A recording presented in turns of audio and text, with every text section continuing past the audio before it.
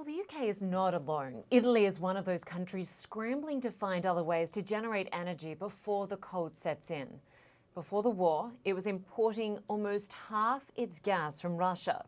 Well, now Italy needs to reduce energy consumption, and to that end, the government has just announced that it will turn down the heating in homes and businesses in public buildings by 1 degree lower than it has been, topping out generally at about 19 degrees Celsius. Roberto Cingolani is the Italian Minister for Ecological Transition. He joins us now live from Rome. Good to have you on the program. Hello, thank you for inviting. So household electricity costs are obviously rising right across Europe, but Italy is amongst the worst. Italians are being asked to turn down the thermostat this coming winter and also shorten the time their heating is on. What is the goal, Minister? How much energy could that save, and how can you ensure compliance? Yeah, we have a gas saving plan at the moment that is impacting primarily on civil applications like heating or generation of electricity, public and private, both.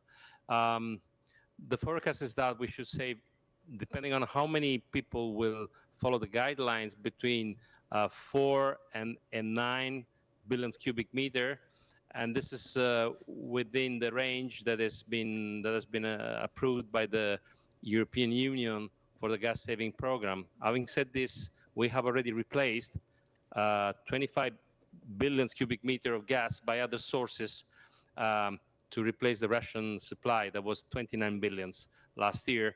So we are progressively replacing the Russian gas. In the meantime, we have launched our gas saving program. And so given that, how do you feel heading into winter? At the moment, I mean, winter is not only how we buy gas, but also depends on the storage capability. Our storage approximately has reached approximately 84% now, so progressing quite well. The target is to reach 90% storage by October. That's approximately 12.8 billion cubic meters. I think if the winter will be reasonably cold, I mean, on the average of the last few years, without big sacrifice and without touching industrial activities, we should be able to carry on. Minister, earlier we heard from Ursula von der Leyen, the EU Commission President, in the show. I just want to play a little bit more sound of what she had to say, if you'll take a listen. At the beginning of the war, if you looked at the imported gas, 40% of it was Russian gas since a long time. Today, we're down to 9% only.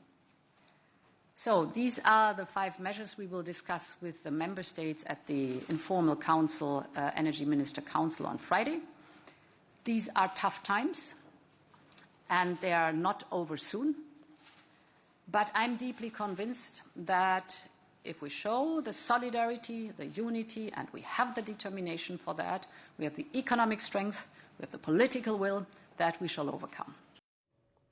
Minister, given this proposal and what we've seen so far, has Europe as a whole done enough to wean itself off Russian foreign fuels?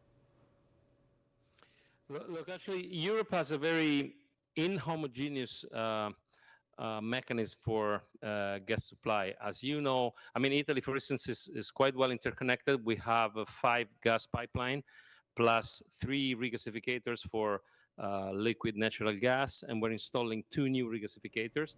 Other countries in other member states have less interconnection in terms of pipelines, and they're installing more regasificators, for instance. So it's hard to say that there is a single solution for all countries in Europe. We're trying to be very flexible. Solidarity within the member states is, of course, very important. But I think the most important point is we have to replace this 40% Russian gas on average, the integral, about 40% Russian gas, by different sources. And I think most of the countries in Europe will use GNL, natural liquefied gas. For other countries like Italy, there will be a substantial contribution from natural gas in pipeline, that we get from African countries and other sources. And Minister, of course, we have heard from the Russian president earlier today, firing back about, in particular, this proposal by Europe. Take a listen to what he had to say. Однако на смену эпидемии пришли иные вызовы. After the pandemic, different challenges arrived that have also been global in nature and pose a danger to the whole world. I'm talking about the West's sanction fever, its brazen and aggressive attempts to force the others how to behave, deprive them of their sovereignty, and force them into submission. So he was saying sanctions fever is wrecking European lives. Is he correct? No, look, I'm proud to say that Italy is a big democracy. Europe is a cluster of democracies. We're used to discuss, to negotiate, and to cooperate in front of common challenges.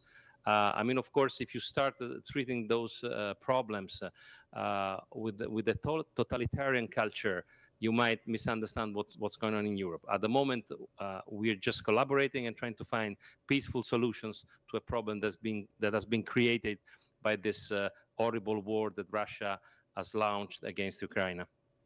And just quickly, your job is to relaunch Italy with green policies. How do you square that with Europe's mad scramble for fossil fuels? No, look, we within the gas-saving plan, we have planned already to extend the operation of 3 or maybe 4 coal power generators. You know, Italy at the moment is producing 4% of its electricity by coal burning.